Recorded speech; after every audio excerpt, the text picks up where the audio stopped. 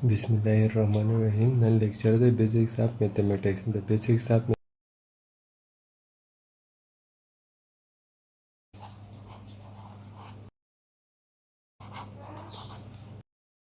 the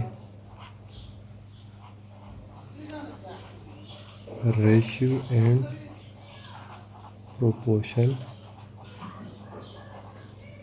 Third number पे discuss को mean. The topics नमक के बाद अवल the constant a variable define कम ची constant a variable सतवई constant and variable अवल ते constant define को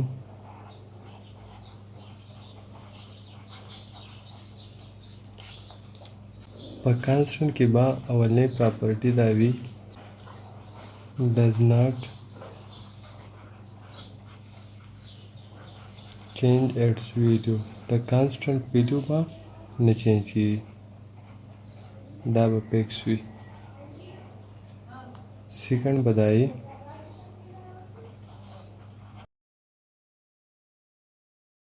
written in numbers constant बा numbers की लिखो थर्ड प्रॉपर्टी ऊपर की दावी ड्रीम खासियत बा की दाई कांस्टेंट बा हमेशा रिप्रेजेंट कई known quantity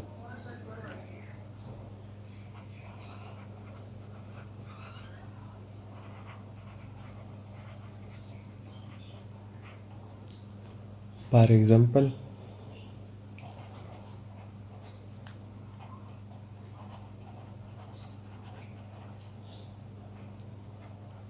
one kilometre is equal to 1000 metre 1 kilometre is equal to 1000 metre दा उस कांस्टेंट है देखिए चेंजेस नाराजी ब्या कदा सिचुएशन के मूंगा कांस्टेंट चेंज को लगा परस का price of one book is equal to 50 price of one book is equal to 50 the one book price constant है constant बपेक्ष सुविधा ने चेंज की आउ का चेंज है गुण आप बगेवन सिचुएशन मान दिया सर रेबासी दाउ constant बस वेरिएबल ती डिफाइन को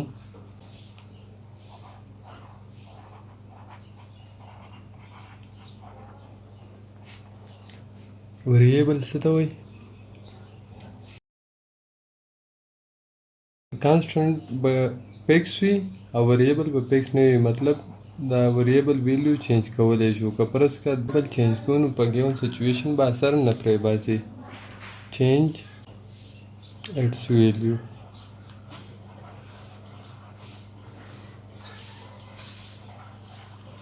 कांस्टेंट बा नंबर रिप्रेजेंट करो और वेरिएबल बा या पर लेटर represented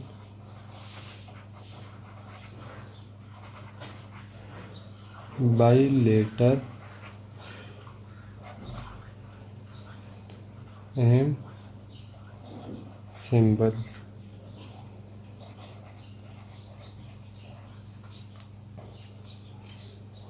लेटर मतलब दा फ्रॉम ए टू जेड सुमरा लेटर चिरा सरी दा टोल वेरिएबल थर्ड दा कांस्टेंट बा हमेशा रिप्रेजेंट कई नॉन क्वांटिटी और वेरिएबल बा हमेशा रिप्रेजेंट कई unknown quantity represent unknown quantity दाओ तरस के जे वेरिएबल अलम एक्स पर मैथमेटिक्स की दान नॉन क्वांटिटी अपारा ज़्यादातर एक्स लिखनो फ्रॉम ए टू जेड से सुमर लेटर्स दी दा टूल वेरिएबल ली पदी के हर यो मुंह पर अननोन क्वांटिटी बांधी रिप्रेजेंट को ले जो दे वेरिएबल ले दा हर यो वेरिएबल द्रे पार्ट से यो दा वेरिएबल ची पर एकम जे प्रोते यो द देना मखी दाजी और यो द दे द पासा نو دا وریبل چې په کوم ځای باندې پروت دی دې ته نوم وایي بیس. د دې نه مخکې چې کم کانسټنټ راشي هغې ته مونږ وایو کویفیشنټ.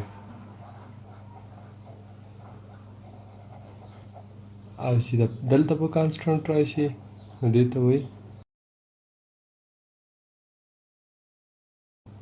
آر پاور. اوس د دې وریبل کویفیشنټ او پاور څه دی؟ نو چې چېرته کویفیشنټ او پاور نه وي نو هلته به پاور ونی. د دې کویفیشنټ دلته نشته نو 1 دی او دلته هم پاور نشته نو پاور یې څه دی 1. که داسې ولیکم 2y. اوس د دې بیس y دی کویفیشنټ یې 2 دی پاور نشته نو پاور یې څه شو 1. که داسې ولیکم y سکویر بیس y کویفیشنټ نشته نو 1 پاور 2. داسې ولیکم 3z کیوب بیس z کویفیشنټ 3 پاور یا ایکسپوننټ 3. دا د وریبل 3 پارټس دي نو دا و وریبل. اوس ټاپک دی الجبرا.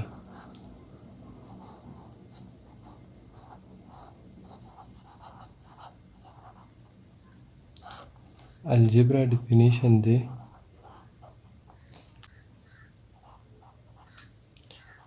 reunion of broken part.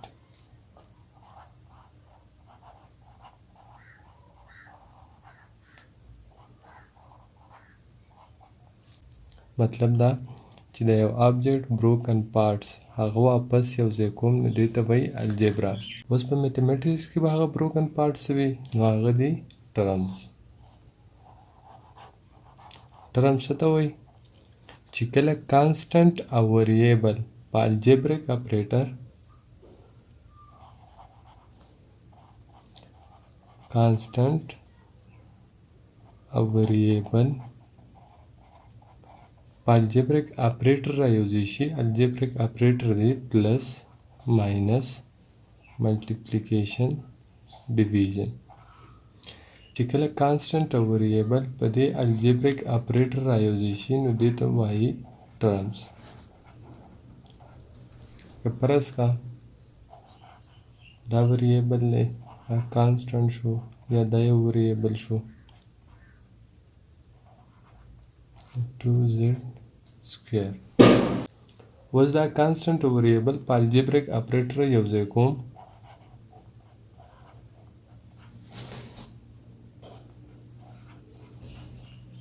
نو دې ته بیا نوم وایي الجبریک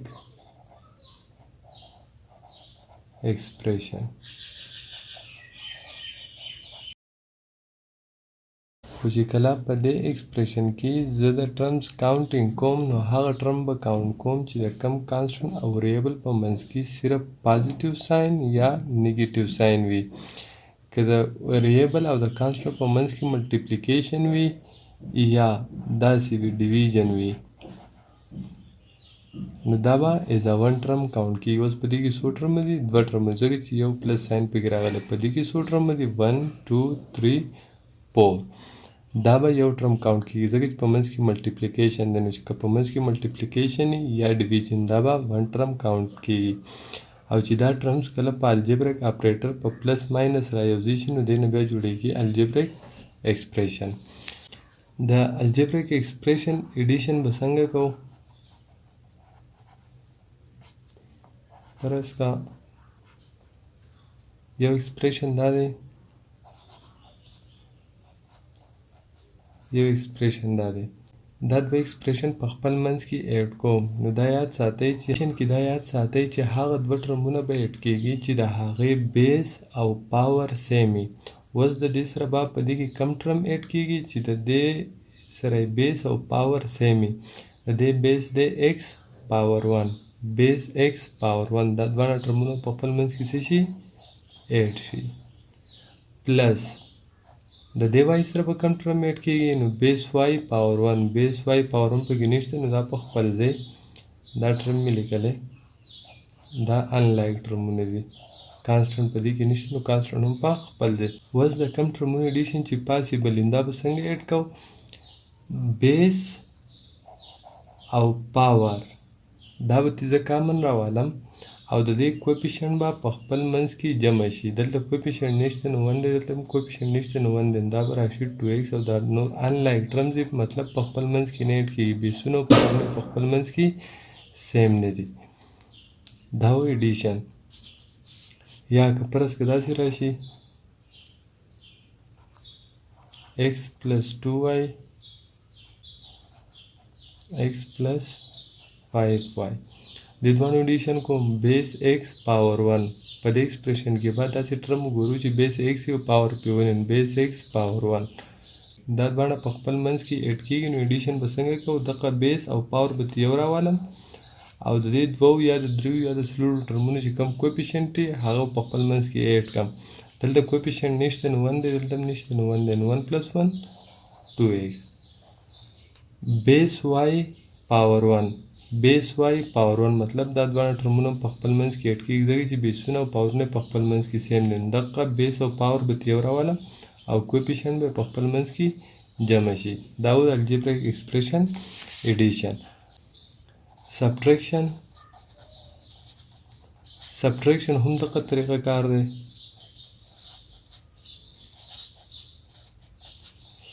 لایک ټرم به د لایک ټرم سره ایډ کېږي. بیس ایکس پاور 1 بیس ایکس پاور 1 دا به کامن راولم. کوفیشنټ به په خپل منځ کې ماینس شي 1 minus 1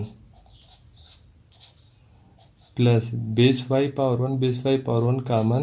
کوفیشنټ به د یو بل نه سبټریکشن دا به راشي 2 minus 5 1 minus 1 0x plus دینا به راشي minus 3y 0 multiplied by x 0 plus minus minus 3y.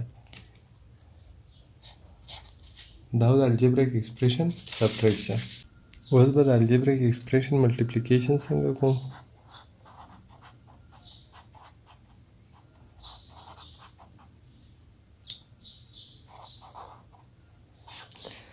ملټیپلیکیشن د لپاره طریقه کار دا دی x plus y multiplied by x plus 2. اوس د دې دوانو ملټیپلیکیشن کوم نو x به اول د x سره ملټیپلای شي بیا به x د 2 سره ملټیپلای شي بیا به y د x سره ملټیپلای شي y به د 2 سره ملټیپلای شي بیا په خپل منځ کې ایډ کو. x به د x سره ملټیپلای شي x multiplied by x plus plus په خپل ځای او 2 by x سره ملټیپلای شي نو 2 multiplied by x plus y multiplied by x یا xy یا yx باندې ملټیپلیکیشن کې چې کوم مخکې لیکو دا به راشي 2y.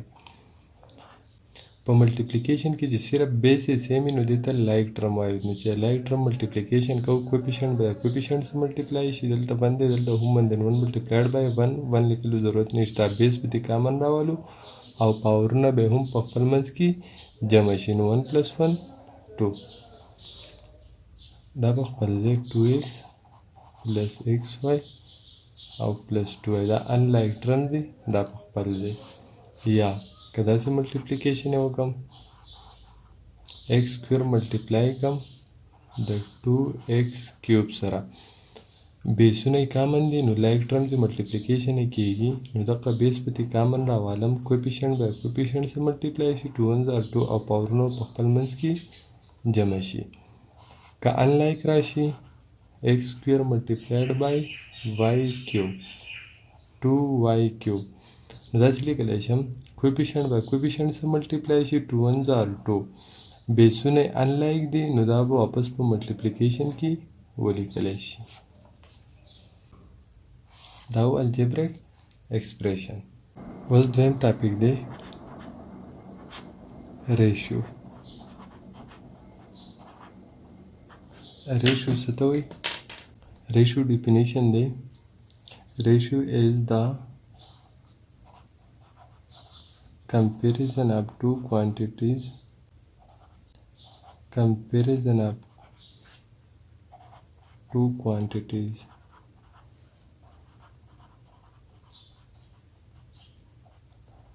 which indicate چې هغه موږ ته شو کوي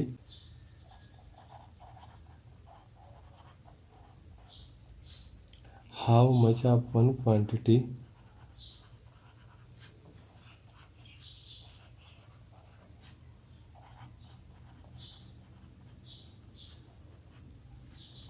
is present in the other. Ratio څه ته وایي؟ Ratio به د دوو کوانټیټي په منځ کې کمپیریزن شو کوي چې د دوو کوانټیټي په منځ کې نسبت څه دی. فار ایگزامپل یو کلاس دی او په هغې کې ټوټل سټوډنټس دي 30. اوس په دې 30 سټوډنټس کې 17 پکې سهار چې راځي نو دا پیدل راځي. 17 of them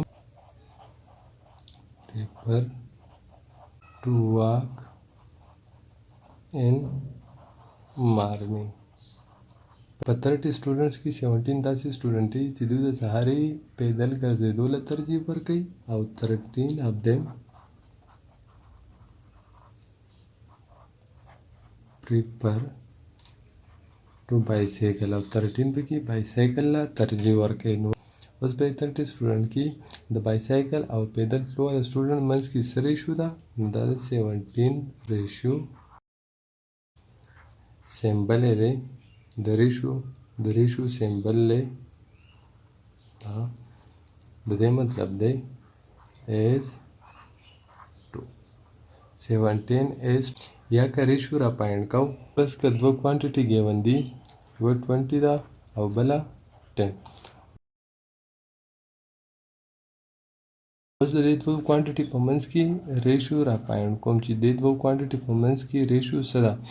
نو دا دوه کوانټیټي به زه په سیم نمبر ډیوایډ کړم دا به لویسټ پام ته چینج کړم. لویسټ پام مطلب دا چې د ډیویژن وکم په سیم نمبر باندې دواړو او د هغې نه اخوا نور نه ډیوایډ کېږي. 20 هم په 5 ډیوایډ کېږي 10 هم په 5 ډیوایډ کېږي. نو 20 چې په 5 ډیوایډ شي دې نه راځي 4 او دا چې په 5 ډیوایډ شي دې نه راځي بس 4 ریشو 2 دا دواړه په 2 ډیوایډ کېږي. نو 4 چې په 2 ډیوایډ شي دې نه راځي 2 او 2 چې په 2 ډیوایډ شي دې نه راځي 1. د دې نه اخوا دا نور نه ډیوایډ کېږي دې ته لویسټ پام وایي. دا چې سیم نمبر نشته چې 2 هم ډیوایډ کړي 1 هم ډیوایډ کړي نو دې ته وایو ریشو. نو دا یاد ساتئ چې کله ریشو را پاینډ کوو د ګیون کوانټیټیز نو ګیون کوانټیټیز به په سیم نمبر دومره ډیوایډ کړو چې هغه لویسټ پام ته چینج شي. د هغې نه بعد په سیم نمبر باندې دواړه نه ډیوایډ کېږي نو دغې ته بیا څه وایو ریشو. بیا دی پروپورشن.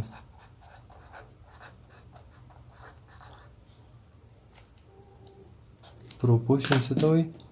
چې کله د دوو ریشو په منځ کې ایکویلیټي ساین راشي نو دې نه بیا جوړیږي پروپورشن. په دې پروپورشن کې فرسټ او لاست ویلیو ته وایي ایکسټریم ویلیو 3 او 5. ایکویلیټي ساین ته چې کومې نږدې دی ته وایي مین ویلیو. او ساده ریشو کې 4:3 په دې کې 4 اولنۍ ته وایي انټیسیډنټ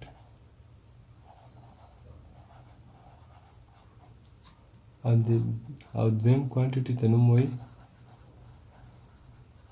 کنسیکوینټ. دا و پروپورشن. اوس 3 نمبر ټاپک دی مین. د مین ډیفینیشن دی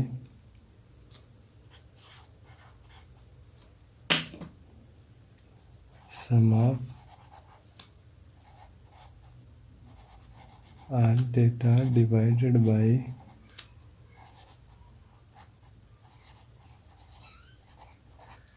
number of data. فرض का given data था 1 2 3 4. बस د مین پاینډ کوم د مین پاینډ کولو فارموله ده په سمال m ریپرزنټ کیږي sum of data دا ډیټا په خپل منځ کې اول ایډ کړم بیا divided by number of data دا به راشي sum of data 1 plus 2 plus 3 plus 4 number of data څومره دي 1 2 3 4 divided by 4 بیا داسې لیکلی شم 1 plus 2 3 3 plus 3 6 plus 4 10 divided by 4 دینا راځي ځوانه په 2 باندې کېږي نو 2 2s are 4 2 5s are 10 بیا داسې لیکلی شم دینا راځي 2.5 مطلب دا چې مین به مونږ ته څه شو کوي چې ډیټا ګیون وي د دغه ډیټا سنټرل ویلیو منځومی ویلیو به څه راځي نو دغې راپاینډ کولو لپاره به مونږ څه کوو مین فارموله به یوز کوو نو د ډیټا سنټرل ویلیو راپاینډ کولو ته مونږ څه نوم وایو مین 1 2 3 4 اوس د دې ګیون ډیټا سنټرل ویلیو څه راځي منځومی ویلیو څه راځي نو انسر څه راغله 2.5 دا و مین